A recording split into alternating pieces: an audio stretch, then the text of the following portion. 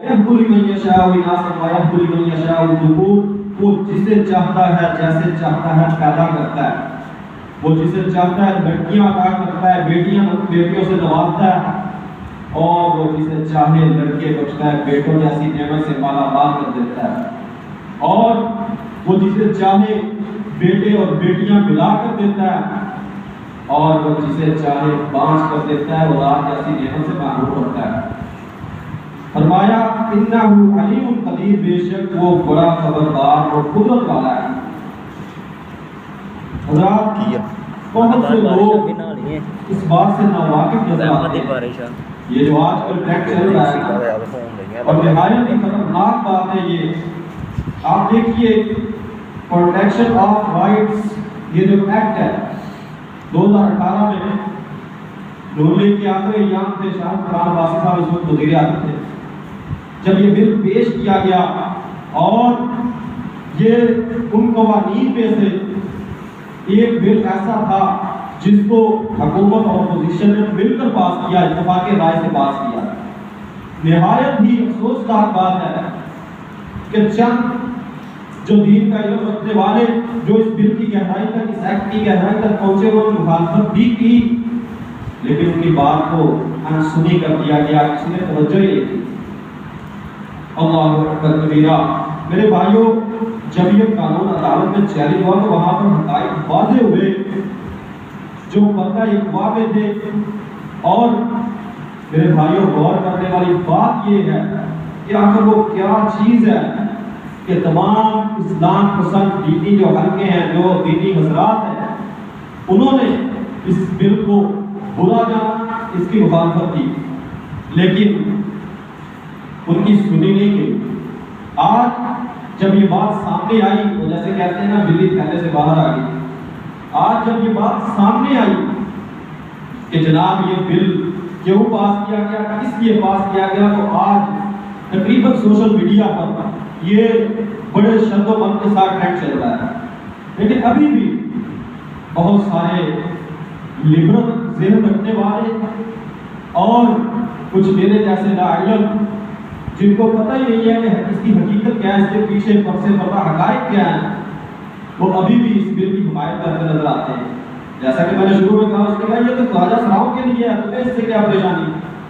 میرے بھائیوں آگے چل کر انشاءاللہ اس پر تفصیلی گفتگو کرتے ہیں۔ ذرا اس بل کو اگر دیکھا جائے نا، اس بل کی جو شپ نمبر 3 ہے، 3 نمبر شپ اور 2 نمبر، یہ انتہائی خطرناک قانون سازی کی گئی ہے۔ ایسی قانون سازی میں کسی بھی شخص کی جنس کا تعین اس کی اپنی مرضی سے کیا جا سکتا ہے۔ ماشاءاللہ ہماری مسجد میں 2 ڈاکٹر صاحبان موجود ہیں، اس بات کو سمجھتے ہوں گے۔ اس کا مطلب یہ ہے کہ کوئی بھی مرد اٹھے اور اعلان کر دے کہ میرے اندر تو عورت والی علامات اور حسیات پیدا ہو چکی ہیں، تو یہ ایکٹ بنایا گیا کہ اس پر میڈیکل کروانے کی، تصدیق کروانے کی کوئی ضرورت نہیں ہے۔ پہلے تو یہ تھا نا، شروع میں یہی بات بیان کی گئی کہ جناب یہ جو خواجہ سرائے کو ان کے حقوق دیے جائیں گے، ان کا میڈیکل ہوگا، اور پھر ان کو یہ جو جنس ہے مرد یا عورت والی یہ دی جائے گی۔ لیکن یہ اس ایکٹ کے تحت صرف اور صرف اس بات پر محیط کر دیا گیا کہ جو بھی چاہے اپنی مرضی سے اپنے آپ کو بدلتا ہے،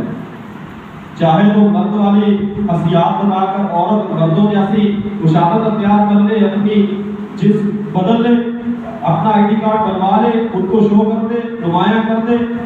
اور اگر مرد عورتوں والی حسیات محسوس کرے، مرد خود اپنی بات پر خود گواہ بن کر یہ سب کچھ کر سکتا ہے۔ حضرات، میرے محترم دوست بھی اور میرے روحانی استاد بھی ہیں، حافظ عثمان صاحب حافظ اللہ لاہور میں، ان سے بات ہوئی نا، انہوں نے یہ بات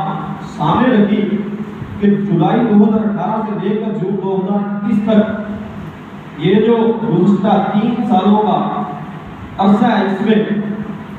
28,723 مرد و خواتین نے اپنی جنسیات تبدیل کی ہے۔ 28,723 افراد نے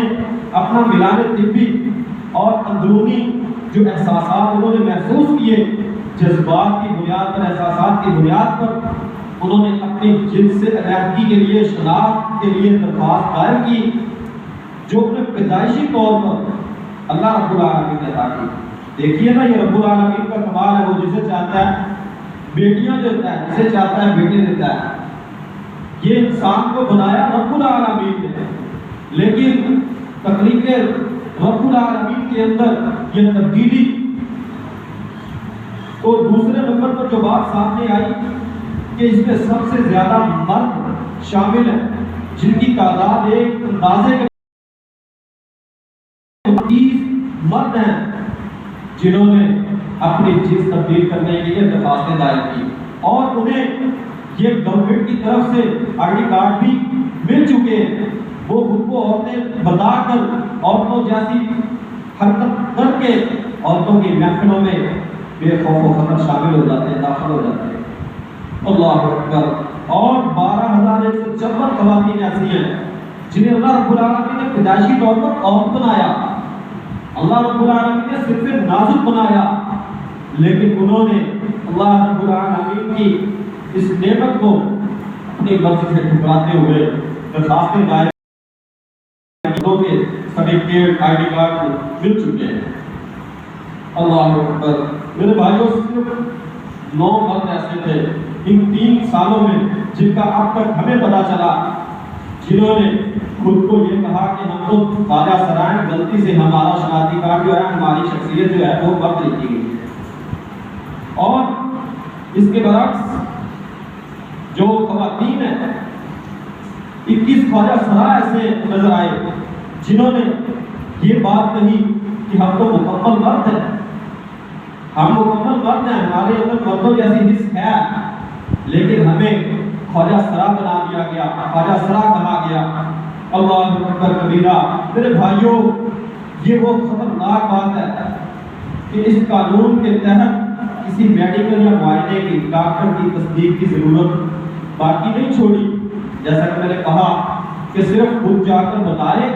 کہ بھائی میں تو اپنے اندر یہ حسیات محسوس کرتا ہوں، میں عورت بننا چاہتا ہوں، مجھے آئی ڈی کارڈ دیں، مجھے شناخت دیں، میرے سرٹیفکیٹ مجھے دیں۔